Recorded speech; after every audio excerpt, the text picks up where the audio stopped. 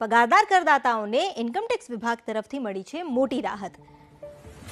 Return file કરવાની મુદત વધારીને 10 જાન્યુઆરી કરી દેવામાં આવી છે। કંપનીઓ માટે રિટર્ન ફાઇલ કરવાની મુદત 15 ફેબ્રુઆરી સુધી કરવામાં આવી છે। ટેક્સ ઓડિટ રિપોર્ટ 15 જાન્યુઆરી સુધી, રિટર્ન 15 ફેબ્રુઆરી સુધી ફાઇલ કરી શકાશે।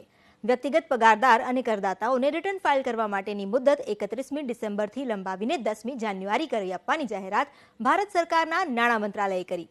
બિઝનેસ માટેના ટેક્સ રિટર્ન ફાઇલ કરવાની તારીખ પણ લંબાવવામાં આવી છે અને 15 ફેબ્રુઆરી સુધી કરવામાં આવી છે। તેમના માટે છેલ્લી તારીખ 31મી જાન્યુઆરી હતી।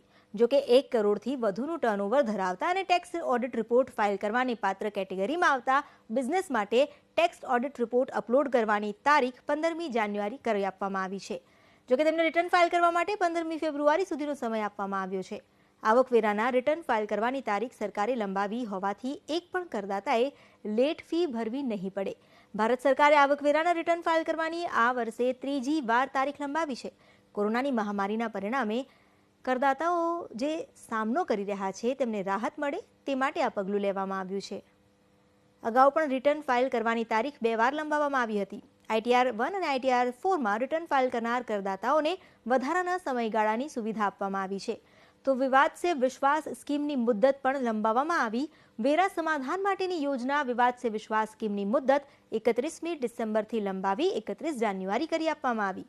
ગુડ્સ એન્ડ સર્વિસ ટેક્સના વાર્ષિક રિટર્ન ફાઇલ કરવાની મુદ્દત પણ લંબાવીને 28 ફેબ્રુઆરી કરાઈ। આ મુદ્દતમાં એકસાથે 2 માસનો વધારો કરી આપવામાં આવ્યો।